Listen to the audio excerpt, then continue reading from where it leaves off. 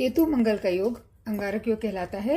या ये क्या चेंजेस आपकी लाइफ में लाने वाला है, क्या ट्रांसफॉर्मेशन आपकी लाइफ में लाने वाला है, तो ये देख लेते हैं इस वीडियो में। वृषभ लग्न या वृषभ राशि वालों के लिए देखते हैं। तो सबसे पहले सभी वृषभ राशि वालों को मेरा राधे राधे। अब मंगल जो 7 जून के पहले नीच राशि के होकर चतुर्थ भाव में तृतीय भाव में बैठे हुए थे और नीच के होकर बैठे हुए थे यहाँ पे, ये क्योंकि कर्क राशि में मंगल नीच के होते हैं। तो वहाँ से आपको कॉन्फिडेंस आप लूज कर रहे थे उस समय, पॉजिटिविटी से आप कुछ भी काम नहीं कर पा रहे थे, मतलब कुछ भी एक्टिवनेस आप में नहीं आ रही थी। ये पीरियड अब खत्म हो रहा है क्योंकि अब मंगल यहाँ तृतीय भाव से निकल के चतुर्थ भाव में आ रहे हैं, पंचम राशि में आ रहे हैं, सिंह राशि में आ रहे हैं जहाँ के स्वामी सूर्य हैं। तो ये इनके मित्र की राशि है। और अब यहाँ पे जो मंगल हैं वो 12वें भाव के और सप्तम भाव के स्वामी हैं ये। तो 12वां हाउस जो रहता है वो लॉस का रहता है, डिटैचमेंट का रहता है, और 7th हाउस आपका स्पाउस का रहता है क्योंकि वृश्चिक राशि और मेष राशि के स्वामी मंगल हैं। तो इस समय आपको क्या लगेगा कि थोड़ा लोनलीनेस आप फील कर सकते हैं, अकेलापन थोड़ा आपको महसूस हो सकता है, आपका मन घर में न लगना, आपके पार्टनर के साथ में कुछ मतभेद होना, ऐसी स्थिति उत्पन्न हो सकती है। और चतुर्थ भाव माता का भी होता है, आपके घर के इन्वायरमेंट का होता है, लैंड प्रॉपर्टी व्हीकल्स सब इसी भाव से देखे जाते हैं। तो यहाँ भी कोई डिस्प्यूट होने के चांसेस इस योग के कारण बनते हुए दिख रहे हैं क्योंकि केतु देव यहाँ पे विराजमान है लास्ट 29 मार्च से। मदर की हेल्थ में कोई इश्यूज होना, या फिर लैंड प्रॉपर्टी में कुछ लॉस होना, या फिर मैरिज लाइफ को देखते हैं चतुर्थ भाव से ये मंगल, तो कुछ अनबन होना आपके दाम्पत्य जीवन में। तो वो सब स्थिति यहाँ बनती हुई दिख रही है। और इस मंगल और केतु की एनर्जी को बैलेंस करने के लिए आपको ज़्यादा इमोशनल होकर काम नहीं करना है।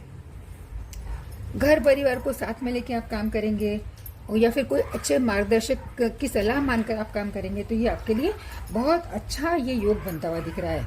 निस्वार्थ भाव से आपको सेवा करनी है, बिना अहंकार के काम करना है क्योंकि ये सूर्य की राशि है और सूर्य ज़्यादा बलवान हो जाए तो वो थोड़ा ईगो भी मन में आ जाता है।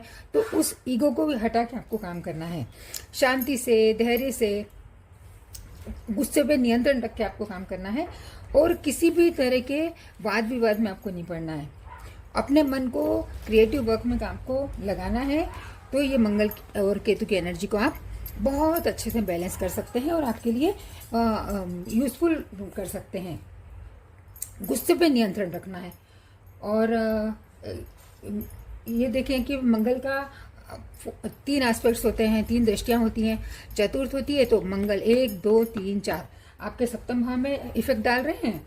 तो ये आपको आपके पार्टनर के साथ में बहुत अच्छे रिलेशन रख के काम करना है। कोई किसी भी तरह के मतभेद नहीं रखना है, कोई वाद विवाद की स्थिति पैदा ना हो, इसका आपको ध्यान रखना है। अब मंगल का 7th एस्पेक्ट सामने ही पड़ता है तो ये आपके कर्म भाव पे पड़ रहा है। यहाँ पे राहु पहले से विराजमान है और राहु क्या है, एक्सपांशन के कारक हैं, कोई भी चीज को बड़ा चढ़ा के बताने वाले हैं। तो यहाँ पे आपको ध्यान रखना है कि आपकी जो मंगल की एनर्जी आपको मिल रही है उस एनर्जी का किस वे में यूज करना है, कहाँ पे कंट्रोल करना है, कहाँ पे बढ़ाना है। एक क्लैरिटी के साथ में आपको आगे बढ़ना है, कहीं भी किसी भी गलत जगह पे आपको फंसना नहीं है। यहाँ पे ये 7th दृष्टि ये बता रही है। और मंगल की 8th दृष्टि भी होती है तो आपके गेंद पे पड़ रही है, 11वें भाव पे पड़ रही है, वहाँ पे शनिदेव पहले से है। तो जो ये डिजायर का भी हाउस होता है, तो जो आप चाहते हैं, शनिदेव कभी भी कोई चीज के लिए डिनाई नहीं करते हैं, कभी कोई चीज के लिए मना नहीं करते। शनि बोलते हैं डिसिप्लिन में रहो, फोकस रहो और उसके बाद में आपको धैर्य का, आपके धैर्य का और आपके हार्डवर्क का पूरा रिवार्ड मिलेगा। तो धैर्य रखना है, पेशेंस रखना है, जो भी आपकी डिजायर्स हैं वो यहाँ पे पूरी होती हुई दिख रही है। जो भी मिलेगा जरूर, थोड़ा सा धीरे मिलेगा।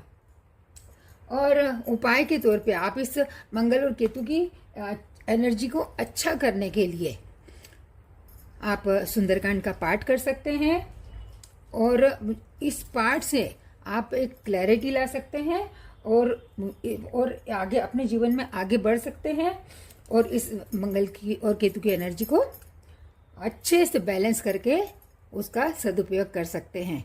तो मेरी तरफ से बहुत बहुत शुभकामनाएं मिथुन वृषभ राशि या वृषभ लग्न वालों को। राधे राधे।